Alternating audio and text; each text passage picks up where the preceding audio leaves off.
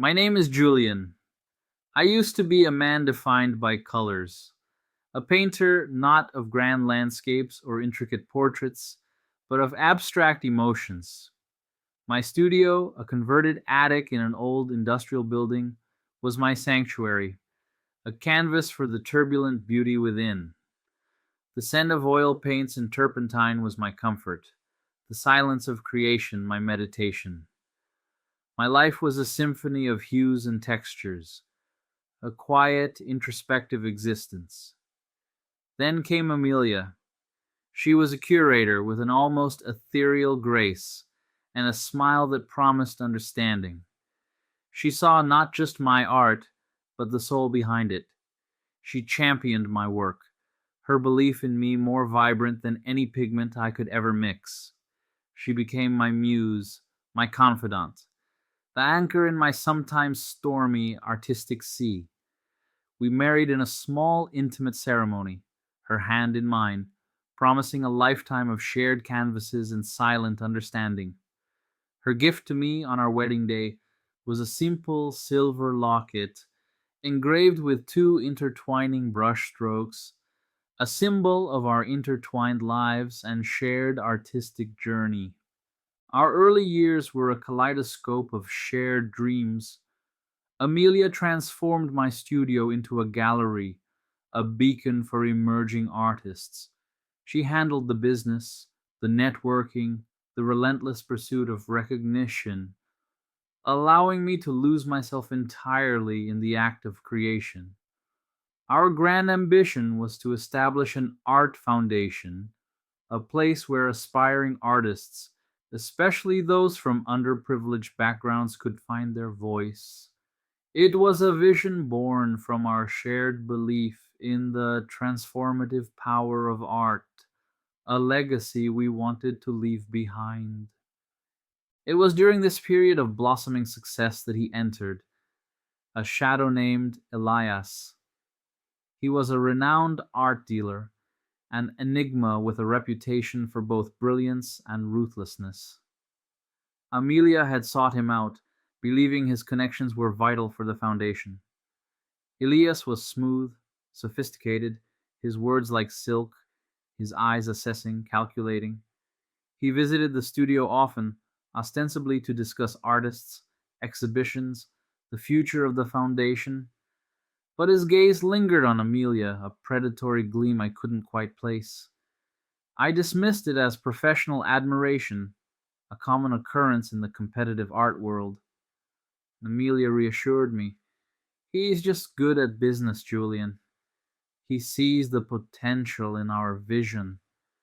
Yet the casual touches, the knowing glances, the hushed conversations that ceased abruptly when I entered the room, they began to chip away at my tranquillity. The vibrant colors of my world began to fade into muted grays. I tried to focus on my art, pouring my unease onto the canvas, but the strokes felt heavy, the colors muddy. My intuition, usually so sharp, was screaming at me. I asked Amelia about Elias, expressing my discomfort. She grew distant, defensive. You're being paranoid, Julian. He's invaluable to the Foundation. You're just jealous of his influence. Her words cut deeper than any brushstroke could.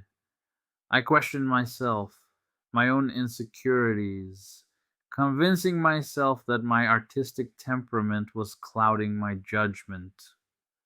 One bitter winter night, the city blanketed in snow, Amelia told me she would be working late with Elias on a crucial grant proposal. I stayed in the studio trying to paint, but my hands trembled. Around midnight, an email arrived, ostensibly from Amelia, a last minute update on the grant, but as a digital artist, I possessed a keen eye for metadata, for the invisible fingerprints on digital files. The IP address revealed it wasn't sent from her usual office, but from a private residence, Elias's known address. My blood ran cold, even as a searing heat spread through my veins. I didn't confront her that night. I couldn't. The truth was a physical weight pressing down on my chest. The next morning, as she slept beside me, I gently unclasped the silver locket she had given me. It felt heavy in my hand, a relic of a beautiful lie. Inside, I knew, was a miniature portrait I had painted of us, intertwined brushstrokes. But as my fingers traced the engraving, I felt a slight, almost imperceptible click. This wasn't just a locket, it was a perfectly crafted audio recorder, tiny and almost undetectable. A gift, indeed.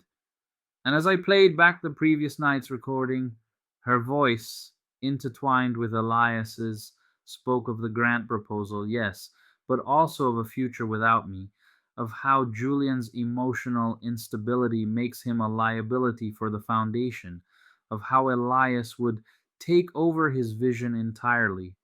My canvas of life shattered into 1,000 jagged pieces. Amelia left, her departure a cold clinical operation. She took her meticulously packed bags, her sharp suits, her curated smiles.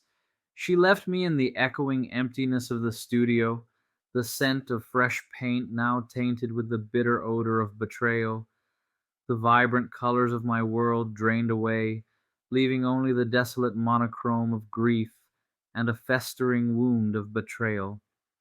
My paints dried on the palette, my brushes lay forgotten, stiff with hardened pigment. The studio, once my sanctuary, became a tomb of shattered dreams. Elias, with Amelia by his side, swiftly took over the Foundation. They rebranded it, launched new initiatives, all built on the very vision Amelia and I had meticulously crafted. They used my name, my reputation, my initial success to legitimize their grand scheme. I saw their glossy brochures, their smiling faces in art magazines, heard their confident voices on radio interviews, touting the revolutionary foundation that was once my heart's endeavor. Each public appearance, each accolade they received, felt like a deliberate stab. The pain was not just of loss, but of profound psychological violation. My art, once my solace, now reflected only the grotesque contortions of my soul. I painted distorted figures, twisted landscapes, canvases drenched in black and crimson. My mind became a dark gallery, each brushstroke a memory of their deceit.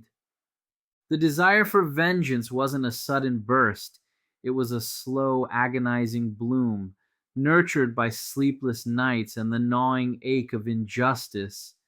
It wasn't about public humiliation or financial ruin. It was about exposing the rot beneath their polished facade, about making them feel the slow psychological unraveling that I had endured. It was a whisper in the dark, an echo of the ashes they had made of my life. My plan was a slow burn, meticulously crafted in the solitude of my shattered studio. I understood Elias's reputation for ruthlessness, his past dealings shrouded in whispers of questionable acquisitions, and Amelia, her ambition, her desire for status. These were the threads I would unravel. My first step was to return to my digital roots. I used my knowledge of digital forensics, not to hack, but to plant seeds of doubt. I created an anonymous online persona, a whistleblower account that began to subtly leak fragmented, ambiguous information about Elias's past dealings. Not outright accusations, but just enough to raise questions among the insular, gossipy world of high art. Whispers of unethical practices, untraced origins, and dubious provenance began to circulate around Elias's name. I never mentioned Amelia, but by tainting Elias, I knew I would inevitably cast a shadow on her as well. This was a psychological warfare designed to erode their meticulously crafted public image. I then returned to my painting, but with a new purpose. My canvases became a medium for my unspoken rage, for the secrets I harbored. I started a series, each piece depicting a familiar scene or object, but with subtle, almost imperceptible distortions, hidden symbols, and cryptic messages embedded within the layers of paint. These were personal codes, decipherable only by me and eventually by Amelia. Each painting was a silent accusation, a question whispered on the canvas, slowly chipping away at her composure. The culmination of my plans centered around the annual Art for All Gala, a major event organized by their foundation. It was their moment to shine, to showcase their benevolence. I secured a last-minute slot to exhibit a selection of my new work, a move that surprised many, given my reclusive nature since the separation. Elias and Amelia greeted me with forced smiles, a thinly veiled disdain in their eyes. They believed I was simply a broken artist, seeking a pathetic return to the spotlight. They had no idea I was bringing the spotlight directly to their darkest corners. On the night of the gala, the atmosphere was a whirlwind of champagne flutes and polite chatter. My new series, titled Echoes of Ashes, hung prominently in a quiet corner. Elias and Amelia, surrounded by benefactors and critics, paid them no mind, dismissing them as the disturbed ramblings of a scorned artist. As the evening progressed, I watched Amelia. I saw the subtle changes, the flicker of recognition in her eyes as she passed one of my paintings, a barely perceptible tightening of her jaw as she studied another. My paintings were designed to haunt her. One canvas depicted a vibrant green olive grove, but beneath the surface, faint, almost subliminal lines formed the coordinates of a secluded property in the south, a property Elias had secretly acquired through questionable means, a deal I had uncovered in my digital dives. Another showed two intertwining brushstrokes, our symbol, but with one of them subtly bleeding black ink, a stark visual representation of the corruption of our shared ideal. Then came the centerpiece, a large abstract canvas drenched in deep blues and greens, titled The Obsidian Locket. It was a seemingly innocent piece, but within its layers I had painstakingly embedded minute, almost microscopic details, and within one particular swirl of paint I had replicated the exact waveform of Amelia's voice from that Locket recording, subtly distorted to appear as part of the texture, but undeniably present for anyone who knew what to look for. A renowned art critic, an old friend of Amelia's who was known for her meticulous eye, stopped before the obsidian locket. She leaned in, her brow furrowed, then pulled out a small magnifying glass, a habit of hers. I watched as her eyes widened, a flicker of understanding, then disbelief.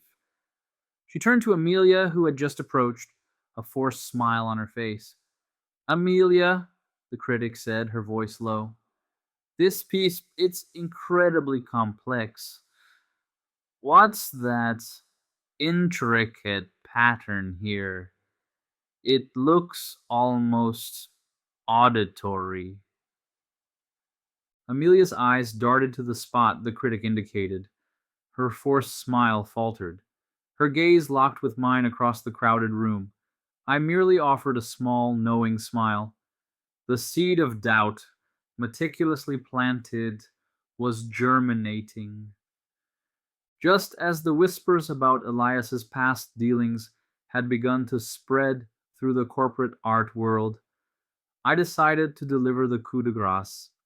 I had prepared a final, devastating reveal, timed for the peak of the gala. As Elias began his keynote speech, extolling the virtues of their foundation, my locket, the one Amelia had given me, was discreetly activated, not to broadcast its contents, but to subtly interfere with the audio system. A low, distorted hum, almost like a whisper, began to emanate from the speakers, barely audible at first. Then, slowly, infinitesimally, the distorted audio recording from the locket began to bleed through the sound system. It was fragmented, muffled, barely coherent, but enough to create a chilling, unsettling atmosphere. Elias paused, frowning, trying to hear himself. Suddenly, a digital screen behind Elias, intended to display Foundation achievements, flickered. My hidden code, carefully implanted, took over.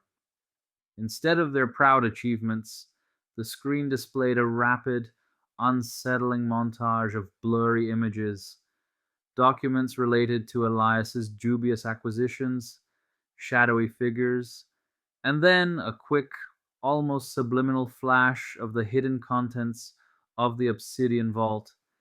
Images that only a handful of people knew existed, now subtly connected to Elias through my carefully crafted digital trail. The whispers turned to gasps, the murmuring intensified. Elias, seeing the images, stammered, his composure crumbling.